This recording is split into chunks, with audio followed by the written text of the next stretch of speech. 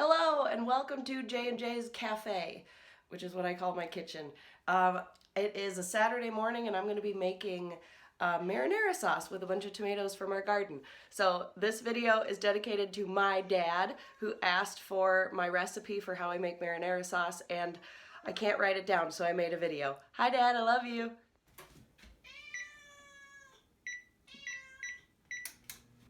So the first thing that I did was preheat my oven to 400 degrees because we're gonna roast these tomatoes. I'll get out my cutting board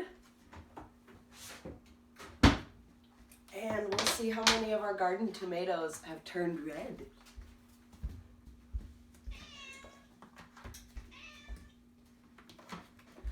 So my husband and I harvested these tomatoes probably last week because the frost was coming, and they were all green before except for maybe 3, and now we have a bunch of red ones.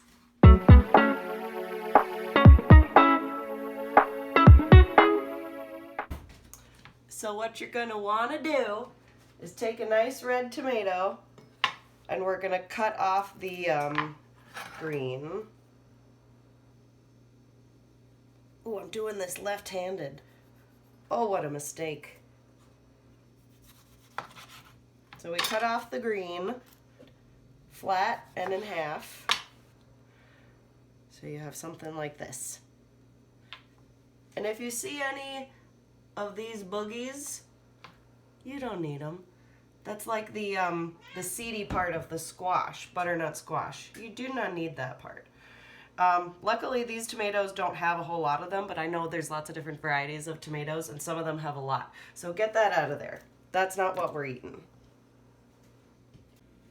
I have 2 big old cookie sheets that I lined with aluminum foil. I just like to do that because it makes the cleanup a lot easier.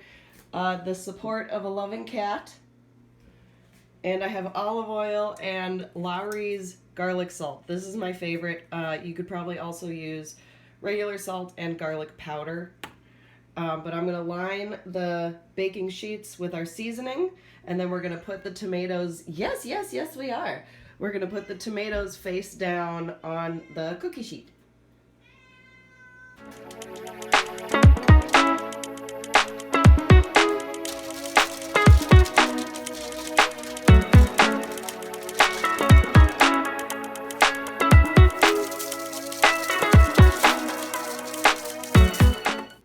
So I put about 2 to 3 tablespoons of olive oil on each sheet and a nice sprinkle of salt all the way across. This video isn't really a recipe, it's a technique video. So you know how much salt you like. We're gonna lay the tomato slices down, and the important thing is that the skin is all on the top because we're gonna peel the skin off after they've roasted. So when you set them down, it should be just the yummy fleshy part of the tomato. Yes, that's gonna be touching the cookie sheet.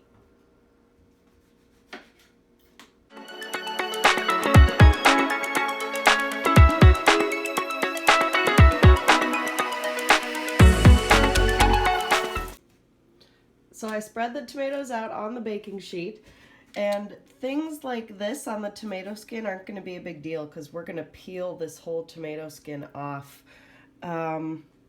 This tomato is going to be fun. We'll see how that goes. And then what's left over is just all of the tops and all of these inside kind of slimy seeds. We don't need those. I actually save these for stock. I'll boil it in water with like chicken bones and things like that and make my own broth. So they don't have to go to waste. So I'm just going to add a couple cloves of garlic so we can have a roasted garlic. And we're going to pop it in the oven for, I don't know how long. I will set a timer and let you know how long it has been once they're done.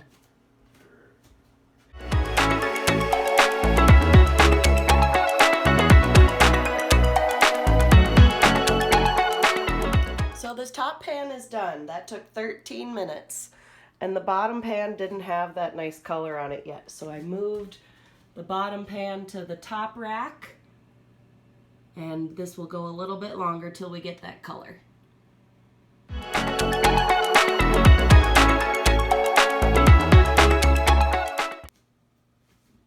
So this is kind of what you're looking for.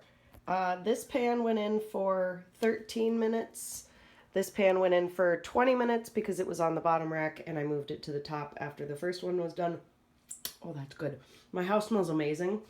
And what you want to see is that the skin is visibly peeling away from the flesh of the tomato. This is a wonderful example. It does that all by itself, and it should be on every single one. And if you get this really dark color on the skins, that's okay. What the oven is doing is it's evaporating a lot of moisture, and so it's concentrating the tomato flavor. And so your pasta sauce is going to be very, very flavorful because of that browning on the top. And one time I did burn them. I forgot that they were in the oven, and it didn't matter in the slightest because you peel off the burnt part and the flesh underneath is just very well cooked.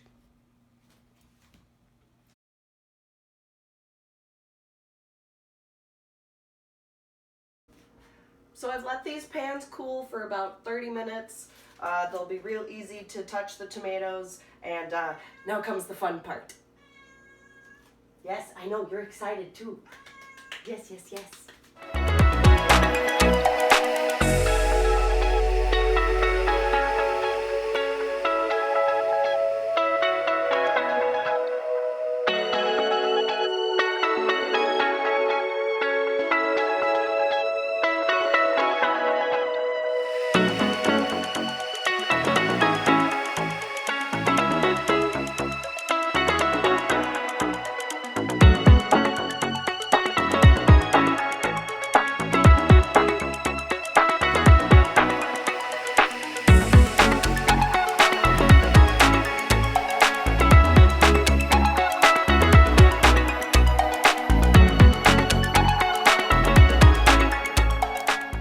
So I took all the peels off, throw that away, and now we're going to take a spatula and scoop all of the tomato and roasted garlic into a blender.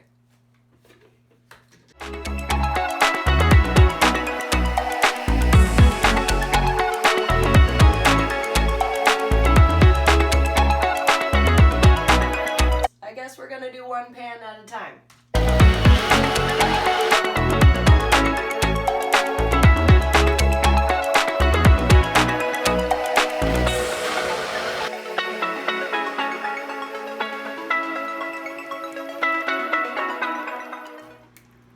Then you could taste your marinara and add more salt if you want more salt.